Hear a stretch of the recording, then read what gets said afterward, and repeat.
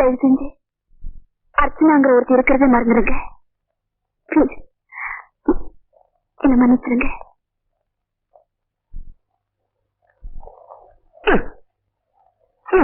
அவன் வெட்டிட்டான், நாம அலையிறோம்.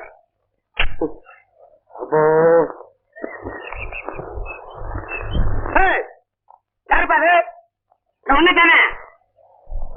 யாரு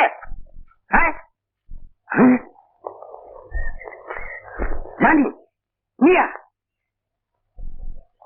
என்ன அப்படி பாக்குற? என்ன தெரியலையா? நான் தான், நானே தான். ஒன்னால என் நிலைமை எப்படி ஆயிடுச்சு பாத்தியா?